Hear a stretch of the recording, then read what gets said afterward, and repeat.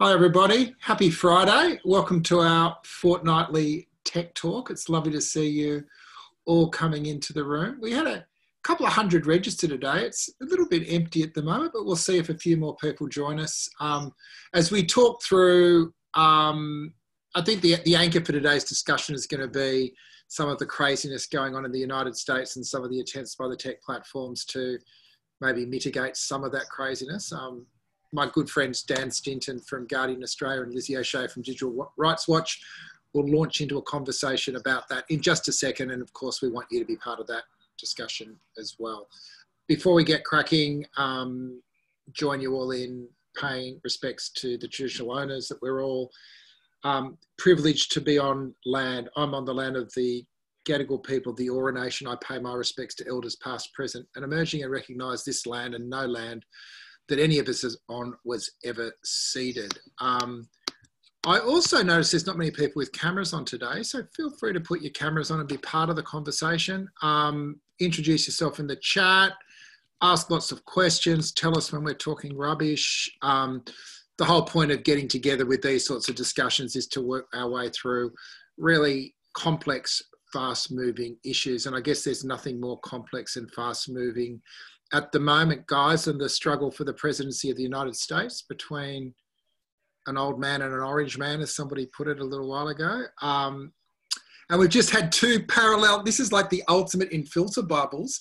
There were two parallel debates going on different networks in the States, one where Donald Trump was shouting at citizens and the other one where Joe Biden was trying to answer the question. So we've got a world, I think, which is almost like the end point of a lot of the ideas that we've been talking about in these forums, which is that everyone has now got the technology to create their own reality and make the world work from there and build their own reality from the ground up. And what's been interesting over the last week or two has been the way that those platforms, which I think are enabling platforms for this sort of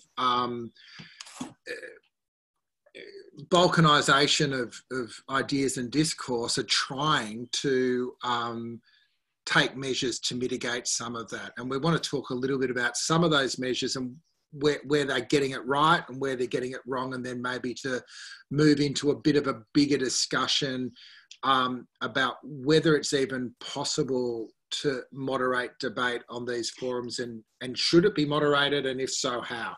So let's start with, I guess, the two big developments, and they're kind of interrelated, guys. One was that the New York Post, which is kind of New York's version of the Herald Sun, Daily Telegraph, Murdoch tabloid, is actually owned by Murdoch, had a big scoop, which was that somebody had hacked into an old computer found, I think, on a rubbish tip that used to belong to one of the Bidens, and had found some evidence that there was an email with some meeting, and it was a big splash. I found out about it because Miranda Devine was tweeting about it, so I knew it must be big. But what's been interesting is that both Facebook and Twitter have taken steps to moderate or restrict the distribution of that story. Twitter has, I believe, taken it down, and Facebook's flagged it as unreliable content, which has created a huge outburst from the Trump campaign, obviously, who are latching onto anything they can. So a piece of news that kind of feels like the sort of truthy stuff that ran through a lot of the last presidential campaign. The platform's now saying in the lead up to the election, we're going to flag this content. Is that the platforms doing what they should be doing, or is it a step too far? I'll start off with you, Lizzie, actually. I'm interested in your views of this sort of intervention by Facebook and Twitter into the presidential election. Yeah, well, I mean, my first impression is that it's been pretty ham-fisted because, in fact, it's, I think, inflated the popularity of the story, and it's meant people have sought it out to read about it. I think it's an interesting question, what's happened with Joe Biden's son. there was a very interesting, very long expose on Hunter Biden in the New Yorker. It must be nearly a year ago now, where I assume the Biden camp tried to air all the dirty laundry they could about him because they knew he was a liability for the campaign. And I think probably Republicans have tapped into that and are trying to push pretty hard on it. I mean, the actual origin story of this information is pretty shady. It's apparently a waterlogged computer taken into a repair shop, which was then passed on to the New York Post. And so, you know, I think all that's pretty dodgy, but I think the idea, though, that a platform like this should be regulating content, not just from obscure or content provider or a publication on the fringes, but a mainstream newspaper, whether you like it or not, is very problematic. Twitter itself admitted, quite rightly, I think, that it didn't provide enough information about how it was blocking access to the story and said it could have done better, which I think is largely correct. It does still leave the broader question of whether they should be restricting access to these stories at all. I think there's much better ways of doing this personally. I think there's probably a few different ways they could try and limit virality of this kind of content if there's concerns about it, or add warnings and disclaimers to it, which is the approach that they're experimenting with, I suppose, in the lead up to the election. But I think blocking access to the IP through the address through these platforms is a mistake. I think it's a bad precedent. It's not good for freedom of the press. And I think it doesn't actually address the problem that it's trying to solve, which is how do you make sure people are making informed decisions about their political choice, about their vote in the upcoming election. So I think it's a bit of a disappointing episode because it's a very important role that these platforms play. They will have a very significant impact, I think, on the election. And to my mind, it seems like a shame that they fumbled this in the way that they did, because if anything, it just fuels this idea that these platforms have a bias against Trump and in favour of the Democrats, which I largely do not think is true, but you can understand how people might draw this conclusion from what they've just witnessed. Overreach, Dan? Yeah, I agree. I think, I really struggle with this for reasons which I'll explain. But I agree with Lizzie that I don't think they should have blocked the URL from being posted. I don't think that's the platform's job. And I think this brings us back to a sort of bigger question, which I've thought lots about, and that is, how do you define what platforms are? Are they a publisher or are they a phone network? And where I've landed, rightly or wrongly, is I think they're a hybrid of both. And so the comment that people often make is that, you know, you wouldn't expect AT&T or Telstra in this country to be listening on every conversation and then blocking conversations that were dangerous. And I agree with that. But at the same time, to say that these platforms don't have influence over what people see is completely inaccurate. And so therefore, I think where I draw the line is what the platforms need to be held accountable for and need to be responsible for is their algorithms and the surfacing of this information. So I don't think that links should be blocked unless it's, you know, pretty obvious harm. And I don't think this falls into that category. But I do think that they should be held responsible for amplifying misinformation of this kind of content. This one's really tricky though, because it's not like this is, you know, linking to some fringe website based on, you know, which is deliberately misinforming people or is based on conspiracy. It's a mainstream publication. And I agree with Lizzie. I think it actually does the platforms a disservice and people who care about progressive causes a disservice, because there's already this narrative running by the conservatives in America that the platforms are, you know, biased against conservative voices, and this just gives ample ammunition to that narrative, I think, and that's really dangerous. So anyway, look, I think they've gone too far. But I think the remedy is, I still think that the platforms need to be held accountable for their algorithms. And I think there needs to be more transparency around what that is, which again is a consistent thing, which people are probably sick of me banging on about. So that's one example. I guess another example in developing news was YouTube's announcement that it's banning some of the content relating to QAnon. Now, QAnon is not the New York Post. QAnon, for those who have been under a rock, is a fairly bizarre conspiracy theory that the Trump presidency is actually linked into, obviously, a very hardcore libertarian streak. There's actually QAnon supporters who are standing for the US Senate in this election. And so if we've got issues with the takedown of New York Post content, do we have the same issues with the decisions by YouTube to stop circulating this sort of material? Who are you asking, Peter? I don't know. I'm just asking the world. I'm saying who's going to answer. I think it's different. Sorry, Liz, I'm going to jump in. I think them banning QAnon is appropriate. I think it's a whole different category to a news article which has potentially got questionable sources for it.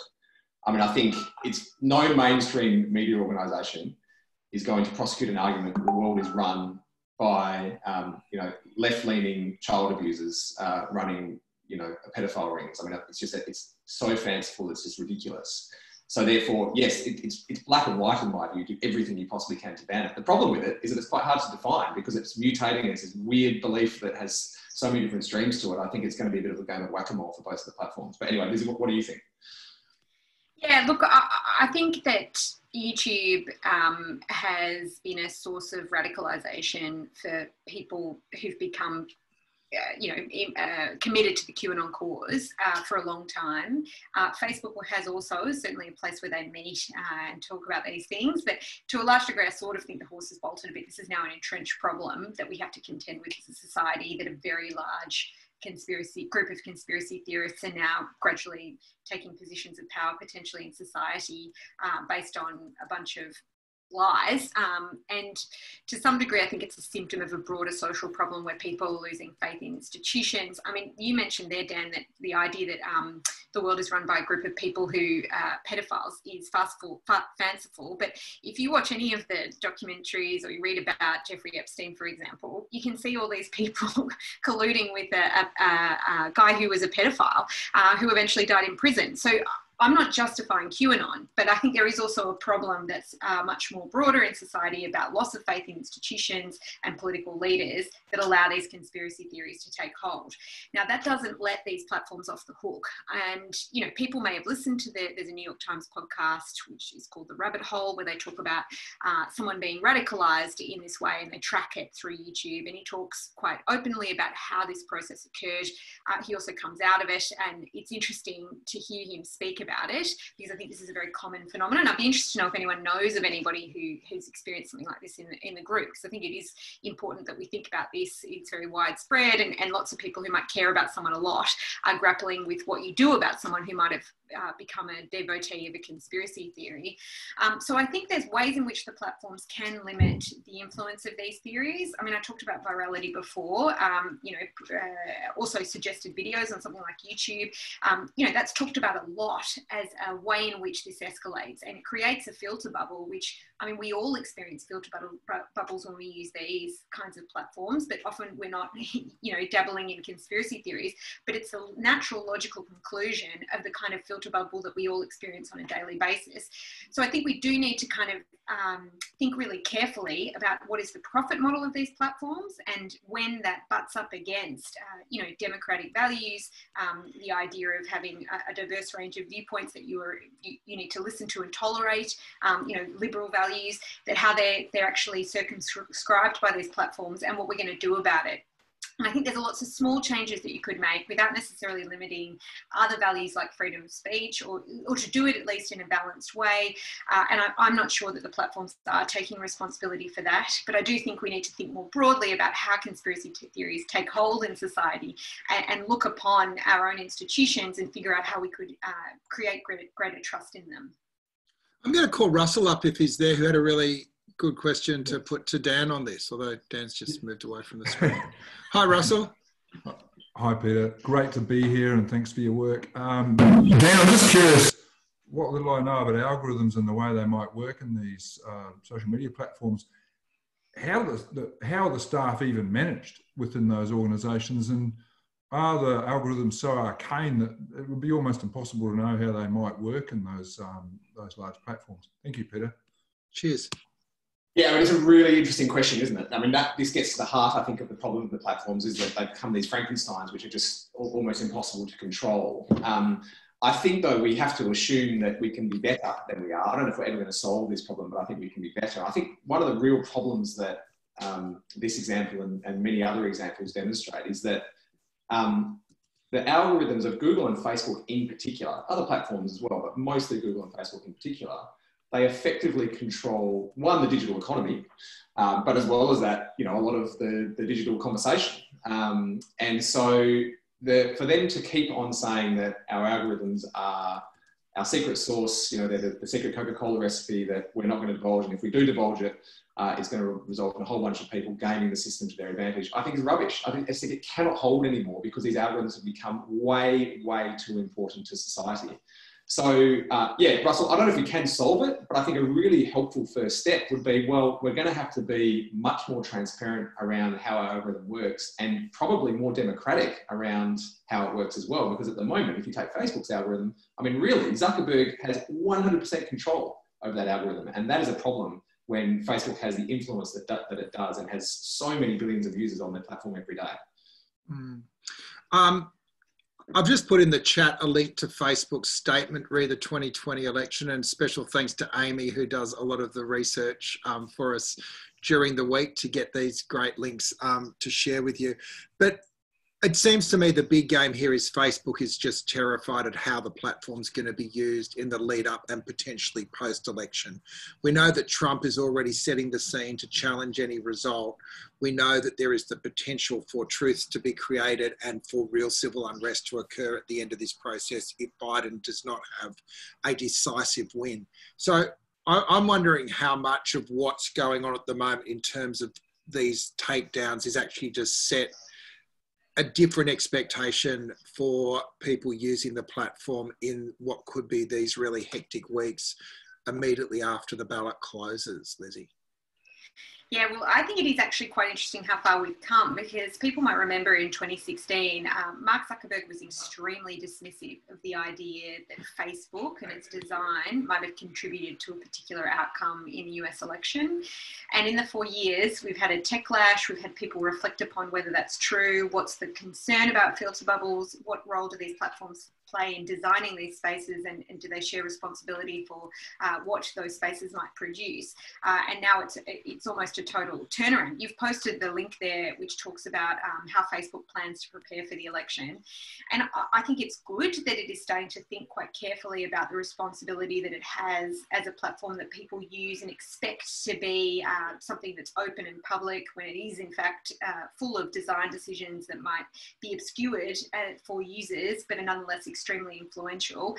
So I do think it's very important that they've done that, because contending with that responsibility is, I think, one of the outcomes of the 2016 election that people did not have faith that they were taking seriously.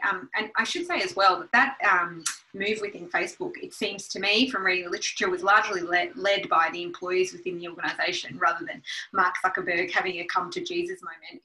I think that's a testament to the people who work in the tech industry, who are active and interested and engaged, don't want to be creating and contributing to platforms that enable authoritarianism or that diminish liberal values. So it is very important that we hear from those people and not just the CEOs.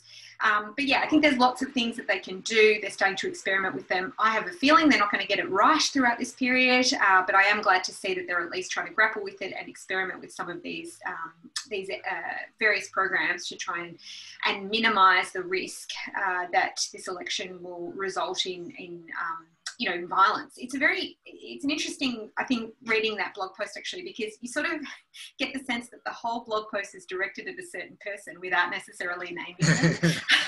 And it's like some kind of Great Gatsby party where it's put on for Daisy, but nobody knows who Gatsby is. It's like, it's very odd reading, because you kind of tiptoeing around a toddler, if I can mix a metaphor there. But all the things that Trump's talked about, I don't think are a joke. Essentially inciting violence at polling places, encouraging proto-fascist groups to start organising and essentially be ready to mobilise in the event things don't go wrong. Immediately establishing that this election will be corrupted by the postal ballot process. All these things I think are extremely dangerous and very easily kind of understated.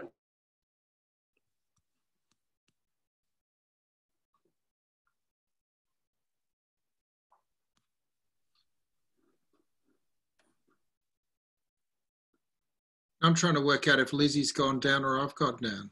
And so I think social media platforms have an important role to play in trying to address some of that. We lost you for a sec, Lizzie, but we got the drift.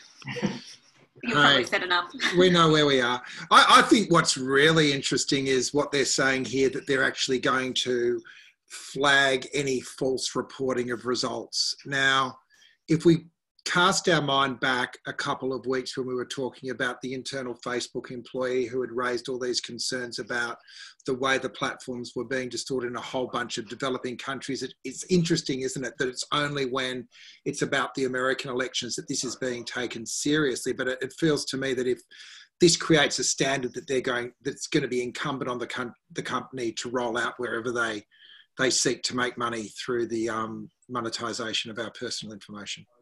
Mm. I imagine that's resource intensive, I should say as well. You know, part of when we talked about that memo from the staff member at Facebook, one of her big complaints was that she wasn't properly resourced to do this work, and it had critical implications for how a particular democracy might function. So I think they've got to devote resources to it, and I'm glad they're doing it. I think they could start to bring others in, you know, make it more democratic in the way that Dan described, but also interdisciplinary. Like, they need to hear from people who aren't technologists, people who have qualifications in ethics, in philosophy, in you know, history, all these kinds of things. It's a very interdisciplinary issue. It's a problem that is like a very human, social problem. So assuming that a bunch of engineers or developers could necessarily answer it would be a mistake as well, I think. Yeah, on that point, I might call Jeremy up, who had a comment along similar lines, a bit of a curveball for this discussion. You there, Jeremy? Yes, thank you. Hi.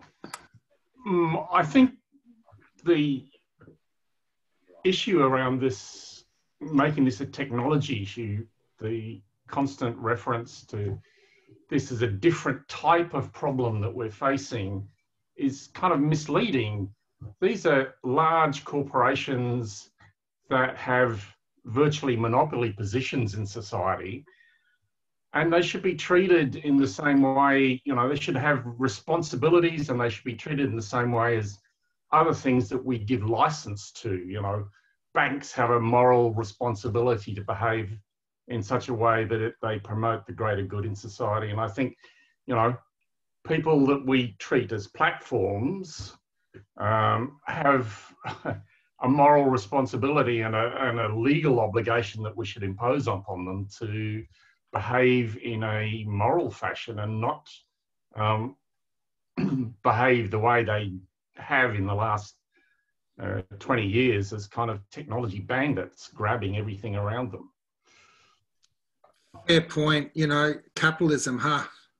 You know, but you know, and part of the context of what's going on in the States at the moment is parallel to that. There have been attempts to start regulating some of the excesses. In California, there's a data law that's been brought into place, and in a moment we're going to talk about some of the attempts that are going on at the moment to impose employee rights for rideshare drivers in California, where there's a big pushback. But also the US Congress has sort of hauled the big four tech leaders up over the last couple of months, and of course now they're in total gridlock and they can't come up with an agreed position because they very skillfully managed to divide the reds and the blues, as you know, in the greatest traditions of big industry groups trying to push back on any form of regulation at all. So yeah, I think your point that there's a political economy that goes beyond it being a technology discussion, Jeremy, is totally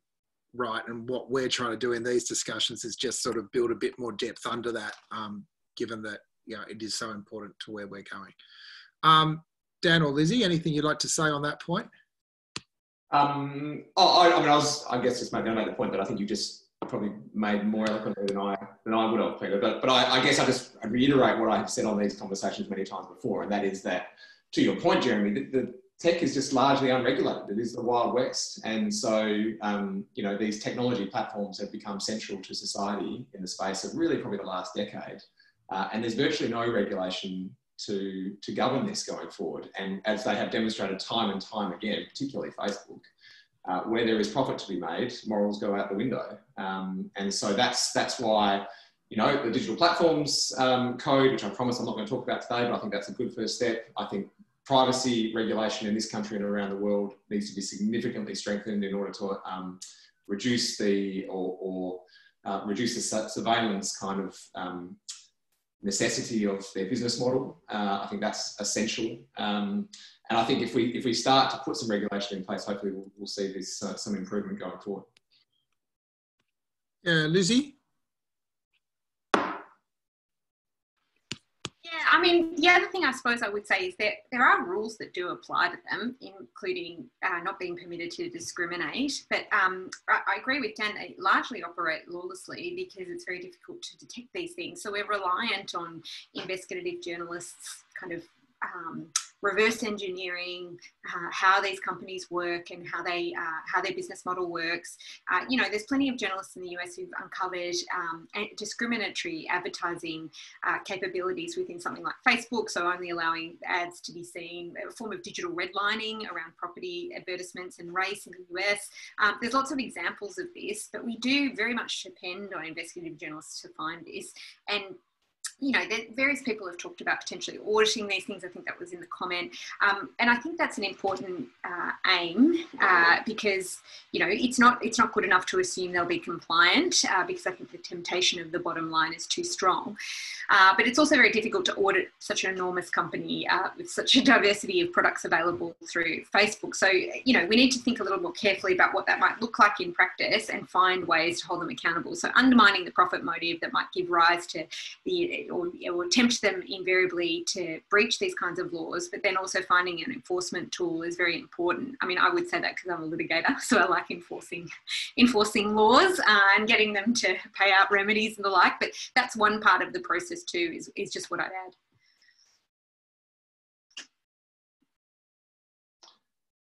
We've lost Peter, it's a very 21st century moment. It's a 2020 moment. You're on mute. Excellent. I was going to say, speaking as someone that loves regulations, what's your reflections on what's happening in the states around the attempts to put some form of antitrust around the big tech? It seems to have hit the predictable wall there. Yeah, it's pretty disappointing. It seems that the report is not going to be uniform in its recommendations and doesn't have bipartisan support. So this investigation was obviously started out bipartisan. The hearings were obviously pretty gripping. Lots of people watched them around the world, where the heads of these big four tech companies had to answer questions about their monopolistic tendencies and answer for their business model. It seems like a shame that politics has gotten in the way of a uniform, clear response.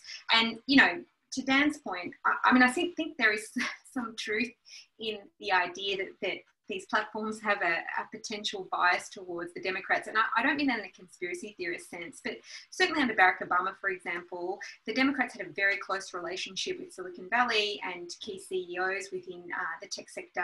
They've traditionally been very close to them as a kind of, there's an alignment of values, there's an alignment of funding, those kinds of things. And so I don't think that's entirely baseless. So I think some accommodation of that in the report could have, is potentially the problem that has prevented it from being something that could actually be a springboard for better regulation. I mean, I don't want to put the entire blame on the Democrats in that particular scenario, because of course I think Republicans need to take responsibility for the fact that they've got a toddler who's exacerbating the potential for authoritarianism and political violence in basically every public appearance, who's leading their party. But I do think it does seem like a terrible shame that that's going to be an opportunity that's missed to properly contend with how antitrust law and the breaking up of monopolies could contribute to a more functioning democracy.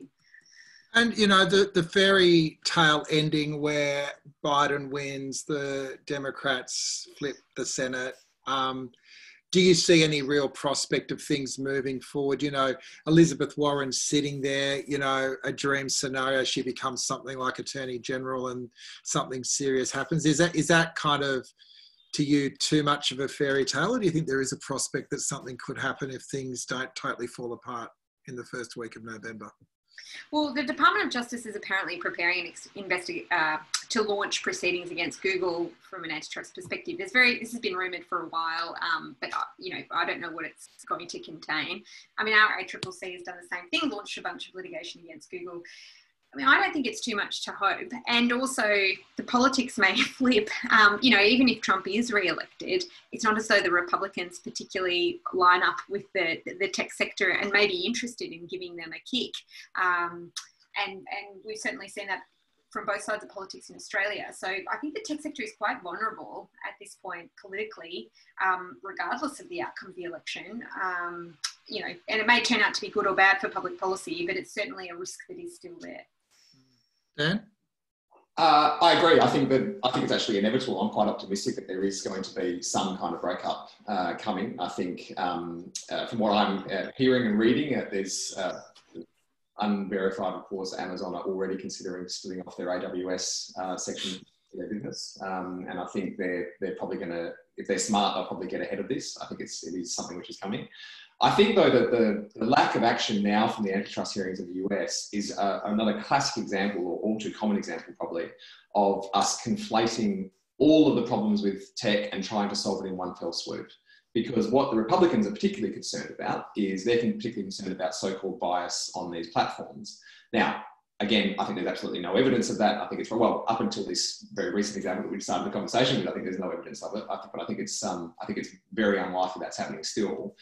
But ultimately, and from an antitrust perspective, there are just competition issues here. You know, in the case of advertising, Google and Facebook obviously dominate those industries in Australia. They dominate 71% of the market here. So, I mean, if that's not cause for some kind of breakup, I don't know what is. In the case of Amazon for retail, look, a relatively small share of retail now, but growing at an absolutely phenomenal clip. I mean, it's clear we're going to have monopoly concerns with Amazon in the retail space soon.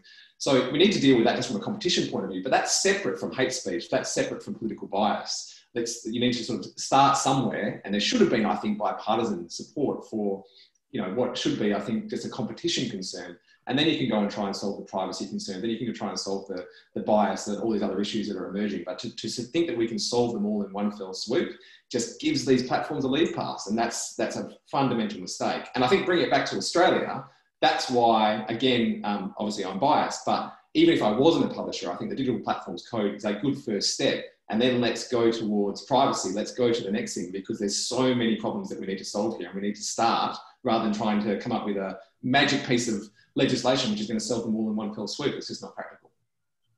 Andrae had a question for you, Dan, which I think you're there, Andrae. Yes, I'm here. Hi. Hi. Dan, I think we've probably actually started heading toward an answer to my question, but I was asking about whether you had any response to or were aware of Cory Doctorow's recent long-form publication of his book in August, How to Defeat Surveillance Capitalism, where he looks into and rebuts the idea that we can use regulation to control these large pseudo-monopoly technology companies, and traces the problem back to the fact that they are pseudo-monopolies, and that the only real solution to this, and his thesis is the only real solution to this is to address the underlying problem, which is the fact that we haven't been applying antitrust to these large monolithic companies. I'm not familiar with that book. I've read Zuboff and Anti-Surveillance Capitalism, and would recommend that everybody reads that twice on this call if they haven't read it already. But I'm not familiar with that response. I'm certainly keen having heard yeah, Doctorow's a book-length rebuttal of Zuboff. Right. I mean, look, I think to some extent, I think there's some truth in this, right? I mean, as I was just saying a moment ago, I think the competition problems of this create a whole bunch of political problems that come as well. And I think if you actually apply antitrust law and actually have a Department of Justice that takes this seriously, and we have one over the last 10 years, then a lot of these problems wouldn't exist. But I do think there's a really important separate consideration which antitrust isn't going to solve, and that's privacy. I think the ubiquitous collection of consumer data and the complete Wild West free reign to do whatever the hell you want with that consumer data, I think is a fundamental problem which needs addressing. I don't think that's an antitrust problem. I just think we haven't caught up as a society to what is being done with our personal information, this ongoing surveillance. And it is surveillance, this ongoing surveillance of everything we do, both online and, by the way, offline. I mean, with all of our credit card information and tracking of our mobile phone locations and all those things as well. I mean, this is not just a web browser problem. I think until we address that, we're really not going to solve this comprehensively. But I do also agree that that's one part of it, as I was saying before. I think solve the privacy problem, but also break these companies up. They need to be broken up. They have way too much power. I'm going to call Sarah up, who had another comment on the antitrust, if you're there. Yes, I mean, Dan sort of started to address with, it's not just a web browser issue. Back in the early 2000s, when I was studying antitrust law, it's all about let's break Microsoft up. And Google was the new starter coming up to sort of challenge Microsoft. And it was done, but politically, it was not a comfortable time from antitrust, but we didn't have the issues of advertising or personal data in the same way as part of the managing the antitrust investigations. But there hasn't been anything that's followed suit since within the antitrust community in quite the same way. So yeah, I think we need a bit more political will behind the enforcement of the antitrust regulation now. Lizzie?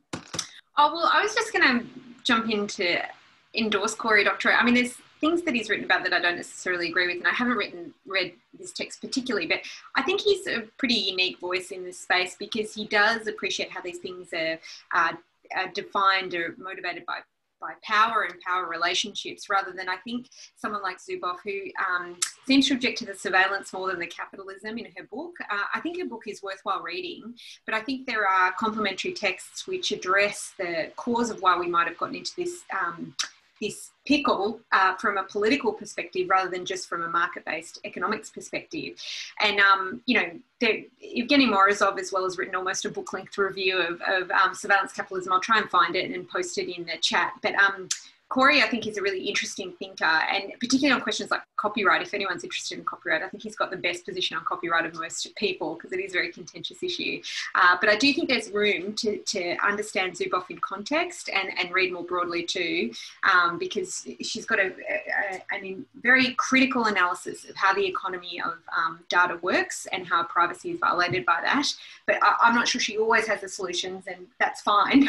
But it's worth thinking about others too to complement that analysis. I'll find Evgeny Morozov's review, and then you can all spend an hour of your life reading that as I did. As you're looking that up, I'll just talk about the other thing that I wanted to raise around regulation this week, which surprised me, I guess, a little bit, was that there'd been a process in California to recognise the rights of Uber and Lyft drivers, Lizzie. And I know this is right in your hitting zone. It seems like they are now running a separate citizen referendum to actually allow the ride shares to be exempt from the laws. And I assume they're throwing the kitchen sink at this. Do you know much about what's going on there and what that tells us about not just the potentials, but the pitfalls of, you know, trying to regulate these laws into themselves? I think this is what happens when you see a tech company starting to squirm. So people may know that Uber lost a decision through the California courts about whether their drivers were employees or not. And they claim that they can't run their business if they're employees because they have to give them a range of associated benefits. And there's it went on appeal and Uber lost it, but there's a golden moment where essentially Uber was saying, we're going to have to wind up our operations. And the appeal judge just hung up the phone. And that was the end of the appeal. Like the courts didn't seem to care at all that this threatened their business model. And despite complaining about how much it would affect their business model, they're still operating in California. In the event of, now that they've lost that court process, they're seeking to change the law. You can obviously get on the ballot at a presidential election, or every 4 years you can get propositions up. So this proposition is about re-recognising Uber drivers and the like as independent contractors rather than employers. And it's just really, I think, amusing on one level to look at this from a distance because there's just so much astroturfing. There's a lot of organisations that come up purchasing lots of ads, you know, often led by someone who seems like an authentic member of the gig economy, but, you know, has probably got some ties to the company in the background. And it's just so obvious that these companies will spend quite a bit of money and resources, both lobbying and the like, but also on trying to influence the political process. And that is not good for democracy. I'd be surprised if it gets up, but we'll see. it is a company that certainly spends a lot of time thinking about how to make the laws suit its business model, and they use a lot of different mechanisms to put that into practice. And, you know, the great modus operandi that you come in, you set up operations, and then you just try to resist any attempt to hold you to regulatory account. How's your test case going, by the way? Is it still sort of plodding its way through the system? Ticking along, ticking along. We're about to go into the process of discovery. So if anyone's knows anything about large litigation, that used to involve going through lots and lots of piles of paper, but now it involves exchanging documents electronically, but you get to see the documents that are relevant to the case produced by the other side. So I'm looking forward to that experience. But yeah, it's a great case. I love working on it. And I think it is very interesting. It raises a lot of interesting questions about what is the role of companies who think they've got a good business, but don't necessarily comply with the law, we would allege, in putting that business or launching that business in Australia. And, you know, what are the consequences of that? And so our claim is that they should have to pay the costs of the harm that they create through not complying with the law and gaining a competitive advantage. But I love working on the case. It's really fun. I'm going to put the last little talking point for today in the chat, which is a really interesting and to me quite challenging piece from Freedom House, which basically makes the case that the pandemic has been a moment that has sped up what they see as a really disturbing trend, which is the balkanisation of the internet into separate national internets. And I found it challenging because I actually think this is what's happening and it's inevitable and actually a good thing. So my thesis is you've got China behind the Great Firewall of China, you've got a rules-based system in Europe, you've got, you know, the hyper-capitalism of the States, and then you've got Australia trying to work out what sort of net we want to create. Whereas Freedom House would say to me, you're actually taking away what made the internet special in the first place, which was the collapsing of those national rules. So I'm really interested. I suspect that this is where different traditions into this discussion, as we talked about last time, Lizzie, might inform us. But what was your reaction to this piece, and convinced me that my dream of an Australian web is, you know, a chimera that I should just let go of?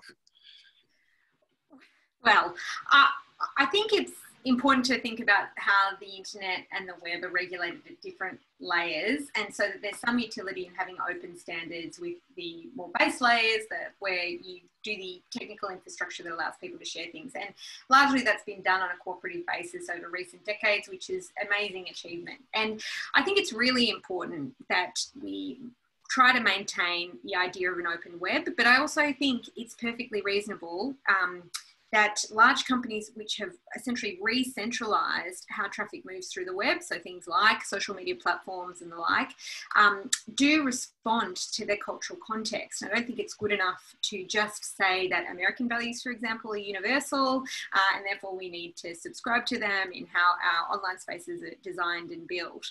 And I think that it is reasonable to expect that you could regulate these things differently. I do think it is a challenge to kind of reconcile those two perspectives, but I wouldn't want to throw out that baby with the bathwater. I think the commitment to building the web so far that has largely relied on being cooperative and developing standards that everyone subscribes to across the world has been an immense achievement. And I think it's kind of a big problem-solving tool, and it gives us the best chance of solving some of the biggest problems that we face.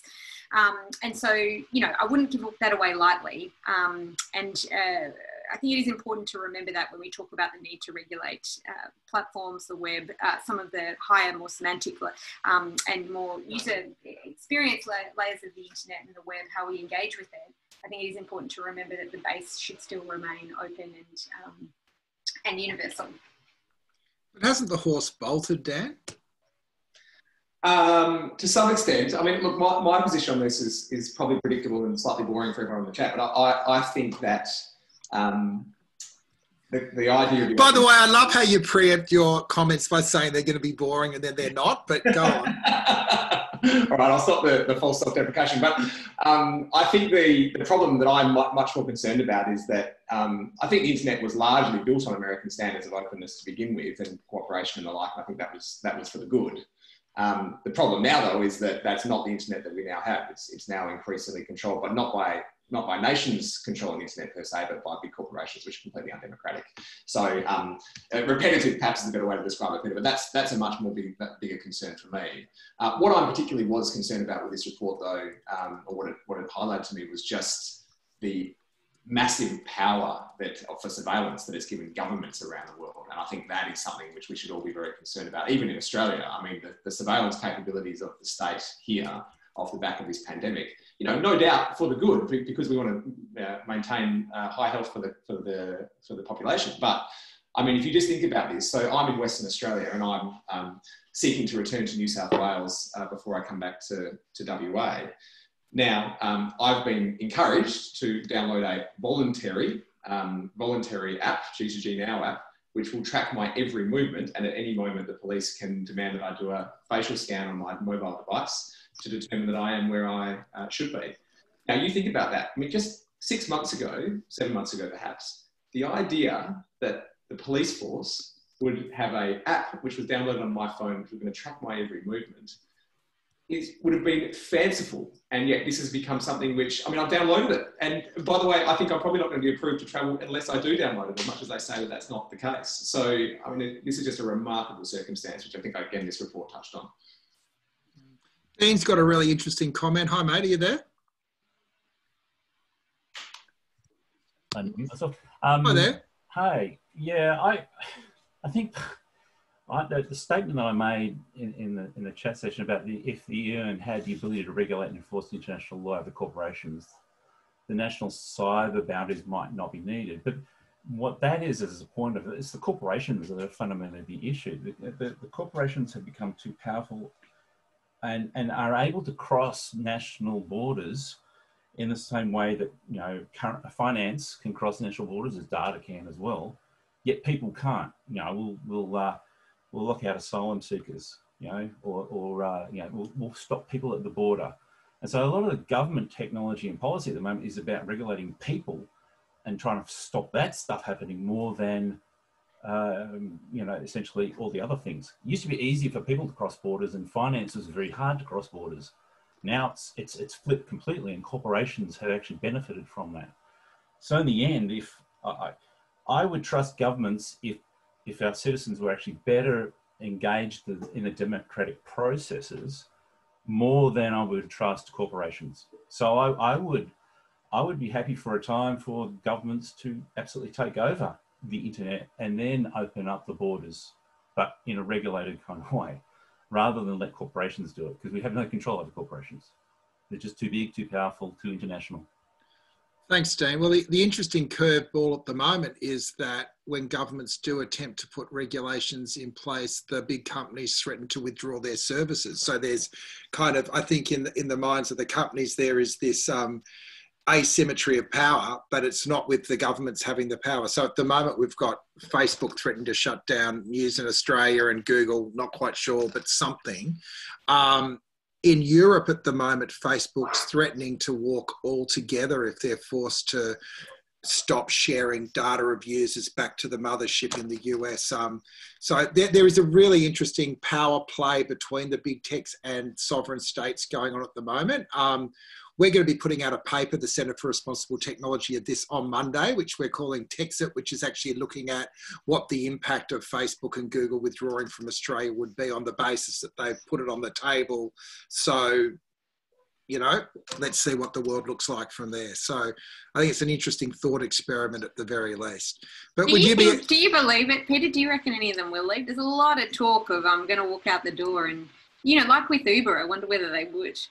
But let's cry wolf, because my point is that if they want to make that threat, then we owe it to our citizens to do a national risk mitigation plan that says, well, what would it look like if Google walked? Therefore, we shouldn't have our health system and our education system using the Google business stack. Then we should have alternate ways of connecting people, which Facebook is fulfilling at the moment. So they want to open up the question. So, let's have the discussion. I just think governments should also stand up to companies, and they should feel that those kinds of threats aren't things they need to take seriously. But I completely agree with you that it's very important to build up our own capability and in public services, for example, to deliver services that we're too reliant on the private sector to do. I just saw there's someone asking in the chat, when's that report coming out, Peter? It's coming out on Monday, Sunday for Monday, as they say in the media. So we're trying to get a good run in both The Guardian and The Australian to show that it comes on both sides. So let's see how it goes. But what I will do is email round a link to anyone that turned up today on Monday, just so they can, well, it's going to be on the Australia Institute website anyway, so you'll find it somewhere. But yeah, I've even got, I think, an op-ed in the Australian, which is a career first. So when you go and actually run a campaign that, you know how that organisation works. So we're going to ride that wave for this week anyway. And Dan's been a collaborator with that. So it was an interesting process thinking it through, wasn't it, Dan? And I guess to one of Dan's insights, which I'll let you explain, was the one thing we can do to mitigate national risk is actually move on the rest of the ACCC report, because, you know, the bit that's all the controversy is around, which is around paying for news, is only an element of a bigger piece. Yeah. I mean, I think it was really interesting. You know, we obviously spoke a lot as you were preparing this paper, Peter, and I think what was interesting is when you think about if Google was to leave Australia, and I think, by the way, we should clarify, they haven't said this publicly that they're going to do that, but if they were to leave Australia, just try and, I've said this before, try and get through a week without using a Google product, right? So what does that mean? It means you're not going to use a Google Maps, you're not going to use Gmail, you're not going to use the Chrome browser, you're not going to use Google Search, YouTube, you're not going to use Google Docs. They host a stack of websites in this country, competing with Amazon Web Services.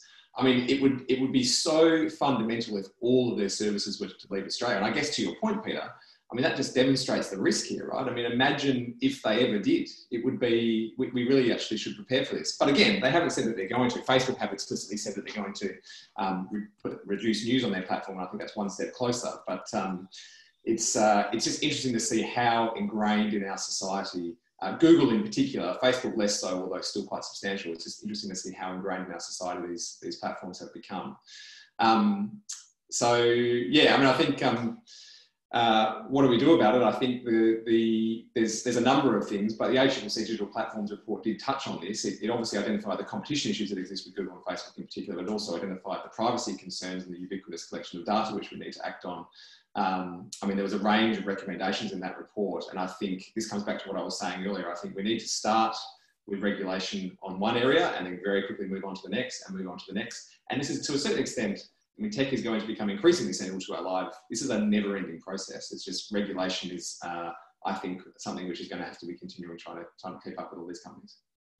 I guess that where you want to end up is, though, that while allowing space for innovation, if you think about old world innovation, you tend to have to meet standards or go through environment impact statements or go through social impact statements or prove the value of change rather than assume the change is good and then reverse engineer it. So I think the interesting shift that's going on at the moment is government starting to think about how you actually change that around. And it is challenging because we've had 20 years or more of this ethos of creative destruction and disruption is good, and it hasn't actually delivered outcomes that are good for either society or democracy. So it's a really interesting time to be wading into some of these issues.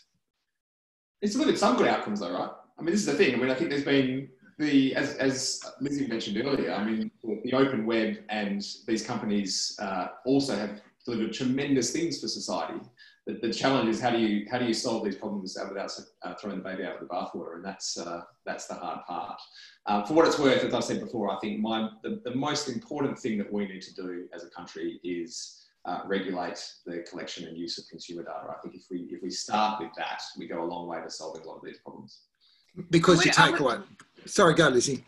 Well, I was just going to pitch in. People were talking about the ABC and Australia Post in the chat, and I largely agree with those comments. The other thing I think that we don't do anywhere near enough of is focus on how procurement by government could enable technological development that isn't dependent on large multinationals based in the United States, that could give you more control over both how those companies develop, but accelerate them so that they can actually compete, or prioritise them, say, so that they can compete with these gorillas, which on an open market would not be possible. And if they're publicly owned, that means it's something that belongs to everybody that we can contribute to. And it's a terrible disappointment to me that the default assumption in government is always to use private sector outsourcing at the expense of skilling up our public service and public institutions. It seems like a lost opportunity, and it has been experimented with in other countries. And I think the idea that we could have had Australia Post issue everybody an email address is a perfect example of that. We didn't. So that's the other thing I think we desperately need to fix. It was Oz email after all, wasn't it, that made Malcolm Turnbull very rich? That's actually point 2 in our 3-point plan. So we talk about implementing the rest of the code, procurement, and reimagining the ABC as our risk mitigation plan. So we'll see how that rolls, and it'll be fun to sort of wind back on that over the next couple of weeks. We're almost at the hour. Do you guys have anything else you'd like to share, or do we want to sort of give ourselves a bit of an early mark and thank everyone for joining us? It's been, I've really enjoyed the engagement from the group, and actually added to the richness of what was a fairly sketchy sort of running order today. So thank you, everybody. Thanks for coming in from all the way from WA on the internet, Dan. And Thanks for having me. Yeah, down to how many is it today, Lizzie, in Melbourne?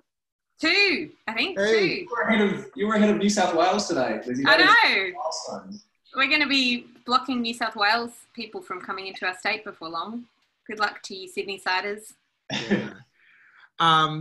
Take care, everyone. I'll flick the report around as soon as it's out there, and look after yourselves over the weekend and into next week. We'll be back next week. We've got Geek Fest on Tuesday, and then Thursday we're doing a retrospective on Jack Mundy and his role in the Green Bands. Lizzie, you might be interested, with Meredith Bergman and Wendy Bacon, who were an activist and a journalist that were very much part of that iconic part of Sydney's history. So if you're around Thursday, really welcome to be part of that as well. Anyway, take care, everyone. Have a great weekend.